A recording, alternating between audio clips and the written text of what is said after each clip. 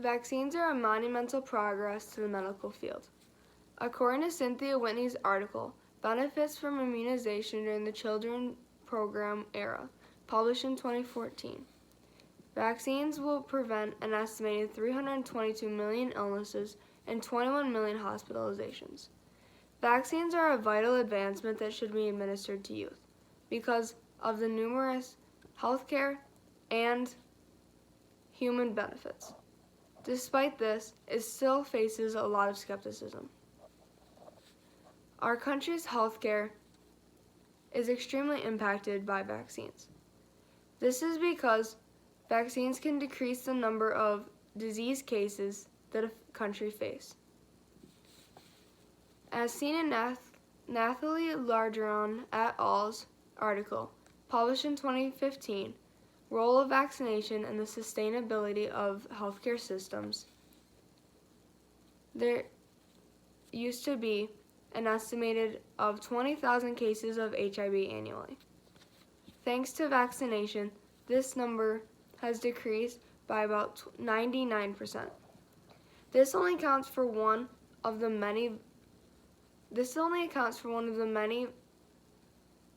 vaccine preventable diseases that we immunize against.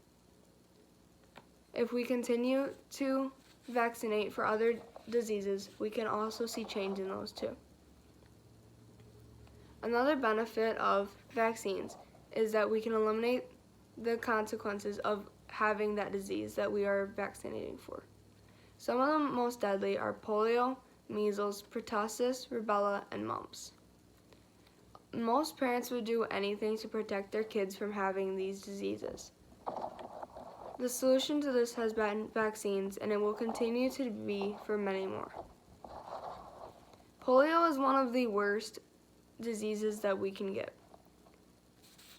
As seen in the CDC's article, What is Polio?, published in 2017, polio will leave paralysis in 1 in 200 people that contract it. Thanks to vaccination, polio has been eradicated from the United States. If other countries continue to vaccinate for it, they could also see eradication soon. Another benefit of vaccines is herd immunity. As explained by Herd Immunity, posted in 2019, herd immunity works by a majority of the population receives a vaccine and then indirectly protects those who cannot or don't get vaccinated. However, it is not always successful, especially today when people are less likely to vaccinate. This works by not enough of the population gets a vaccine, and then those that normally would be protected by herd immunity are no longer. Those that are more vulnerable to these diseases are cancer patients, transplant recipients, the elderly, infants, and those with suppressed immune systems. Without herd immunity, these individuals could be facing life-threatening diseases that they have no way of protecting themselves against. Despite the many benefits of vaccines, they are still a face for criticism. PBS's The Vaccine War, published in 2015, reported on Andrew Wakefield's publication that the MMR vaccine causes autism. This publication was later found unethical and was discredited and pulled from the publication. However, it was read by thousands and has fueled mass hysteria for a very long time. Epidemiology studies were done in Denmark after Wakefield's publication because many countries wanted to know if this claim was true. The study, a population-based study of MMR vaccination and autism, was led by Danish scientist Dr. Madsen, published in 2002. It concluded that those who received the MMR vaccine and those who did not had the same rate of getting autism. However, it did face criticism because it didn't account for those who were more susceptible to autism. As of 2019, there has been a new study that was a follow-up study from the initial one done by Denmark.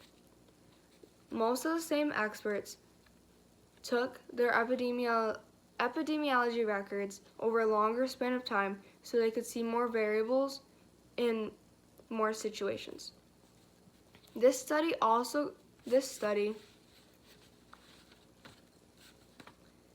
The new study, MMR Vaccination and Autism, a nationwide cohort study, was led by Anders Hibbs.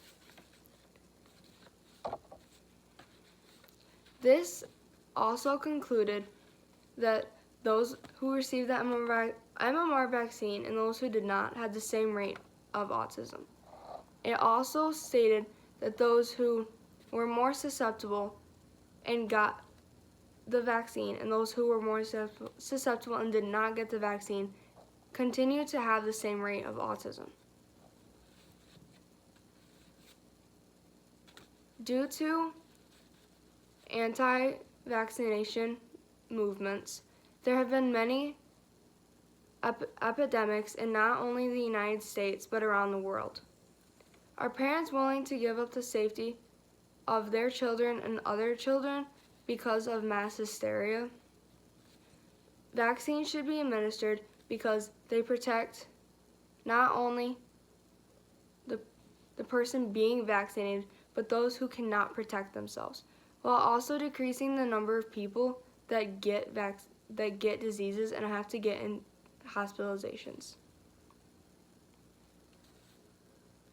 It is up to the consumer to decide if the benefits of vaccines outweigh the risk and are willing to vaccinate due to it.